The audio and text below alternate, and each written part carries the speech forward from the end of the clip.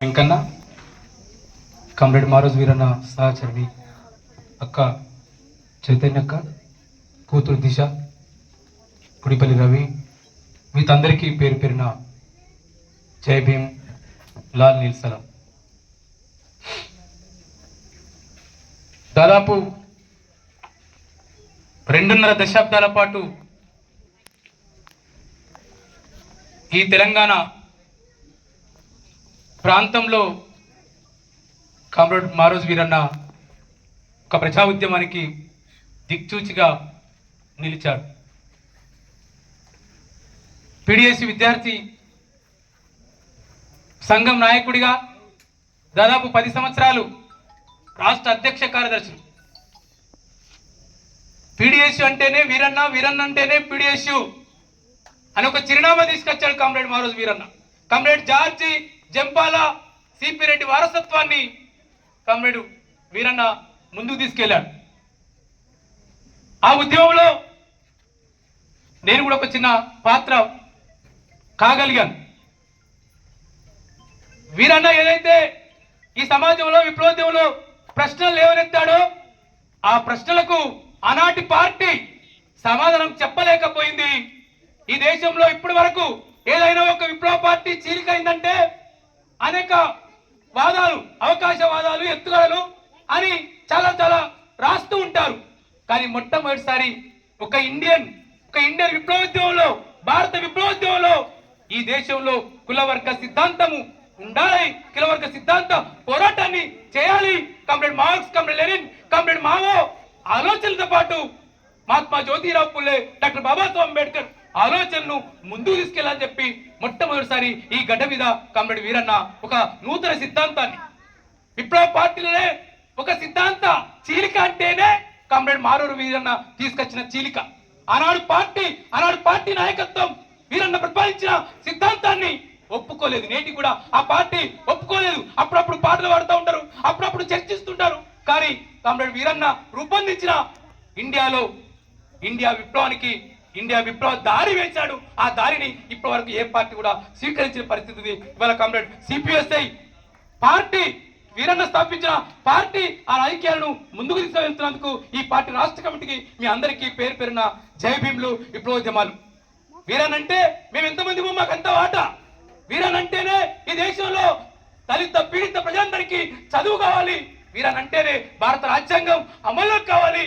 ఒక్క మాటలో ఒక సామాజిక న్యాయ ఉద్యమాన్ని కామ్రేడ్ వీరన్న నిర్మించాడు. వీరన్న ఉద్యమం అంటే ఆనాడు మేము చిన్న పిల్లలం, ఒక జాతరలా, ఒక మేళారం జాతరకి ఎట్లయితే జనాలు ఎట్లయితే వెళుతారో ఆనాడు వీరన్న వెంబడి ఈ తెలంగాణ సమాజం, ఆనాడు ఉమ్మడి ఆంధ్రప్రదేశ్ సమాజం ఒక జాతరలాగా కలిసి వచ్చింది. విద్యార్థి లోకం కావచ్చు, విద్యార్థి లోకం జార్జిరెడ్డి తర్వాత ఒక విద్యార్థి ఉద్యమానికి చిరునామా ఏంటంటే కామ్రేడ్ వీరన్న. ఆనాడు 1991లో నెదురుమల్లి జనార్దన్ రెడ్డి ప్రైవేట్ మెడికల్ కాలేజీలకు, డెంటల్ కాలేజీలను తీసుకొస్తున్నప్పుడు కామ్రేడ్ వీరన్న నాయకత్వంలో ఒక విద్యార్థి ఐక్య కార్యాచరణ కమిటీని రూపొందించి ఈ దేశంలో, ఈ రాష్ట్రంలో వీరన్న ఒక్క ముఖ్యమంత్రి దించాడు. ఇప్పటి వరకు ఎవరు దించలే, ఒక్క ముఖ్యమంత్రి ఎవరు దించలే. కామ్రేడ్ వీరన్న నెదురుమల్లి జనార్దన్ రెడ్డి దించాడు. వీరన్న పోరాటానికి కామ్రేడ్ నెదురుమల్లి జనార్దన్ రెడ్డి రాజీనామా చేయక తప్పని పరిస్థితికి కామ్రేడ్ వీరన్న విద్యార్థి ఉద్యమాన్ని నిర్మించాడు. అంత విశాలమైన ఉద్యమం. ఒక్కటేంది, ఇంతకుముందు దిశ చెప్పినట్టు తెలంగాణ ఎవరు తీసుకొచ్చింది, తెలంగాణ ఎవరు వెళ్తుంది తెలంగాణ ఉద్యమానికి నీరు రెండో దశ ఉద్యమానికి కామ్రేడ్ వీరన్న తెలంగాణ మహాసభ పేరుతోటి మొత్తం సూర్యాపేట సభ నుంచి మొదలుకుంటే సూర్యాపేటలో ఒక డిక్లరేషన్ ప్రకటించి మొత్తం తెలంగాణ అంతా కామ్రేడ్ వీరన్న తెలంగాణ కోసం మలిదశ పోరాటాన్ని నిర్మించాడు. కానీ ఇవాళ ఆ పేరు చెప్పడానికి అప్పటి పాలకులకు, ఇప్పటి పాలకులకు ఆ పేరే ఉచ్చరించడానికి ఇవాళ వాళ్ళు ఉచ్చరించే పరిస్థితి లేదు. అరే అందరు చాలా మంది గుర్తు చేస్తుంటారు, ఓ అమరవీరులని చాలా మంది అంటారు, 1200 అమరవీరులు అంటారు. కానీ ఇక్కడ మలిదశ ఉద్యమానికి పునాది వేసింది కామ్రేడ్ మారోజు వీరన్నని మనం ఇవాళ గుర్తుంచుకోవాలి. ఒక్కటేంటి, ఇక్కడ వేసిన మాదిగ దండోరా, ఇక్కడ వేసిన మానసమరవేరి, ఇక్కడ వేసిన లంబాడ క్లబ్ పోరాట సమితి, మా తండాలో మహారాజ్యం,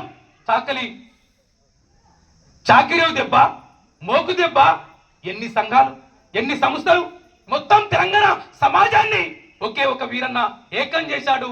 ఈ వీరన్న ఏకం చేసేదాన్ని ఒక కులాన్ని సిద్ధాంతకరించి కులవర్గ పోరాట జమిలీ చేసి తోటి కులాలను ఒక ప్రజాస్వామిక నుంచి అట్లా దళిత భోజన మహాసభను పెట్టిన తర్వాత ఆనాటి దోపిడీ పాలకుడు చంద్రబాబు ఎస్ మా రాజ్యానికి పునాదులు కదులుతున్నాయని చెప్పి కమ్రేడ్ వీరన్నను అంతమొందించాడు. హైదరాబాద్ లో కిడ్నాప్ చేసి ద్రోహి ఇచ్చిన సమాచారం మేరకు కిడ్నాప్ చేసి నరాంతక చంద్రబాబు కరీంనగర్ జిల్లా నరసింగరావుపల్లిలో వీరన్నను ఎన్కౌంటర్ చేశాడు. వీరన్న హత్య చేశారు. ఈ పోలీసు రాజ్యం చంద్రబాబు నరాంతక కమ్మ రాజ్యం ఆనాడు వీరన్నను పట్టులు పెట్టుకుంది. ఇవాళ వీరన్న కోసం వీరన్న త్యాగము వీరన్న వేసిన బాట ముందుకోవాలంటే మేము ఎంతమందికో మాకు అంత బాటా రావాలి. ఇవాళ కేంద్ర ప్రభుత్వం జనాభా లెక్కలు చేస్తా ఉంది. బీసీల జనగణన చేయట్లేదు. ఇవాళ తెలంగాణ ప్రభుత్వం ఏదో లెక్కలు ప్రకటించింది. ఇవాళ బీసీల జనాభా 56% అని చెప్పింది. 67% బీసీలు ఉంటే మొత్తం వాళ్ళ లెక్కలలో 56% మాత్రమే లెక్కలు చెప్పిన సందర్భం ఉంది. ఈ సందర్భంగా వీరన్నను మనం గుర్తు చేసుకోవాల్సిన అవసరం ఉంది. పాలక వర్గాలు చేసే ఏ దోపిడీ విధానాలు ఉన్నాయో, పాలకులు చేసే అణగారిన వర్గాల అణగారిన కులాల వ్యతిరేక విధానాలు ఉన్నాయో ఆ విధానాలకు వ్యతిరేకంగా పోరాడమే కమ్రేడ్ వీరన్నకు నిజమైన నివాళి. Comrade Marx, comrade Lenin, comrade CP Reddy, comrade Charji, comrade Neelam Ramachandraiah, అదేవిధంగా మార్క్స్, అంబేద్కర్, పూలే వారసత్వాన్ని ముందుకుపోవడమే కమ్రేడ్ వీరన్నకు నిజమైన చెప్పుకోరుతూ ఈ అవకాశం ఇచ్చిన మిత్రులందరికీ పేరు పేరున జై భీమ్. నీల్